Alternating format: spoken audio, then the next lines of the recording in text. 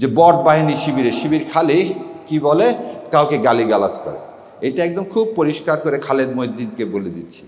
দেখেন, আমাকে পুরস্কার ঘোষণা করছে, আমাকে মেরে ফেলে দেওয়া হলে 30 লাখ টাকা দেওয়া হবে।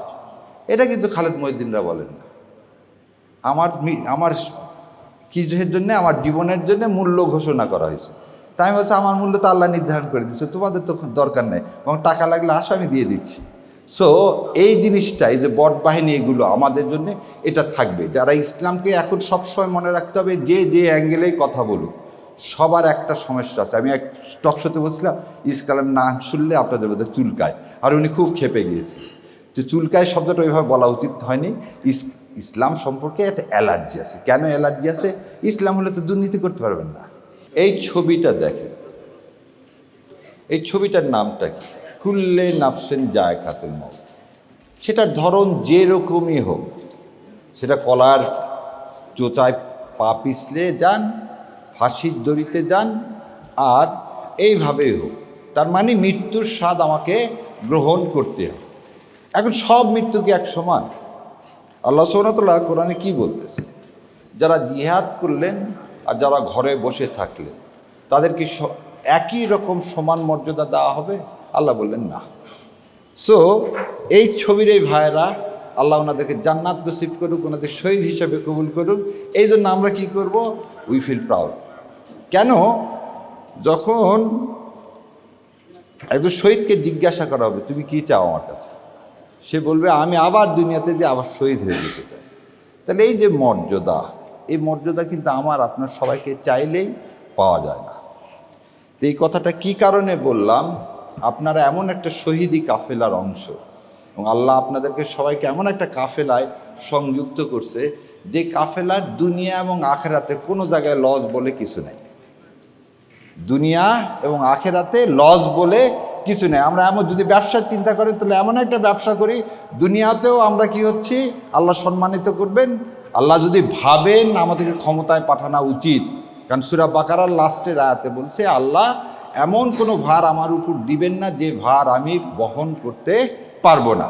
সো যারা বলেন জামাত ইসলামের জনপ্রিয়তা উঠে যাচ্ছে, আবার জনপ্রিয়তা নিভে যাচ্ছে, প্রথম আলো দেখতেছেন কি করলো, জামাতেরটা ঠিক রেখে 1300 জনের উপর একটা সার্ভে করে বলে দিল জামাত 26% পাবেন আর বিএনপি 63% পাবেন।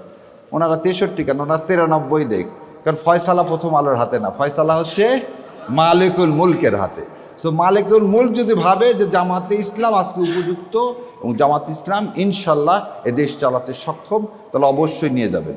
এবং পৃথিবী কেন, আসমান জমিনে কারো শক্তি নেই আমাদেরকে এই মিজানকে কি করা, আটকায় রাখা। কারণ হাসরের মধ্যে একমাত্র মিজানই থাকবে, ওখানে ধানের শীষও থাকবে না, নৌকাও থাকবে না, লাঙ্গলও থাকবে না।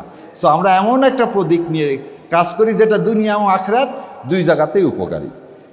দ্বিতীয় একটা কথা বলি, অনেকে আমাকে টক শুনিয়া বলে আপনি খুব জোরে জোরে কথা বলেন, চিল্লায় কথা বলেন, রাগ করেন। 17 বছর মিথ্যা শুনতে শুনতে কান দুইটায় ধাপা পড়ে গেছে। ধাপা পড়া বোঝেন? আমাদের নর্থ বেঙ্গলের লোক বলে যে অনেক সময় কানে উপরে যখন উঠবেন দেখবেন কান বন্ধ হয়ে যায়। তা আমাদের কান বন্ধ হয়ে গেছে, আর যাদের যাদের কান খোলা ছিল তারা ছিল হচ্ছে আয়না ঘর।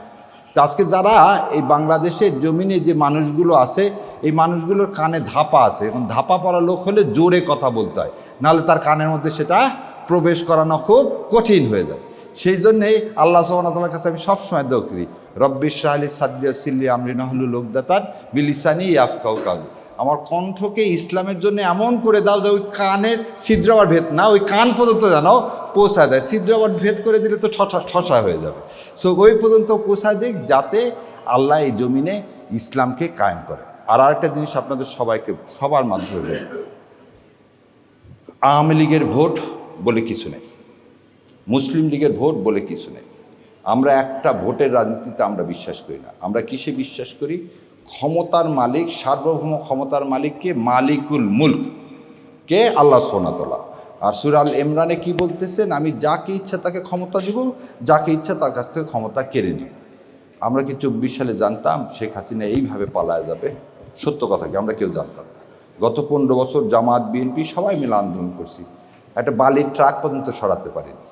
আর আল্লাহর ইচ্ছায় আল্লাহ এমন মাঠ তৈরি করে দিলেন যে পৃথিবীর ইতিহাসে সমস্ত সংসদ সদস্য, মন্ত্রী, মসজিদের খতিব পর্যন্ত দেশ ছেড়ে পালায় যায়, তাহলে আল্লাহ কি করতে পারেন? তার উদাহরণ আল্লাহ সব সময় দিচ্ছেন।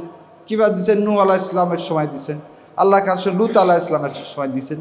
সো আমি আর এগুলো উদাহরণ দিলাম না। সো আল্লাহ আমাদেরকে কবুল করুক এবং এই দেশে ইসলামের শাসন ব্যবস্থা কায়েমের জন্য আর কি কোনো বিকল্প আছে? নাই। সো বিকল্প যদি না থাকে তাহলে আপনাকে এটাকে গ্রহণ করতে হবে। যারা আমাদের সমালোচনা করেন তাদের কাছেও আমার আহ্বান, ভাই বিকল্প তাহলে আপনি তৈরি করেন, করে ইসলাম কায়েম করেন।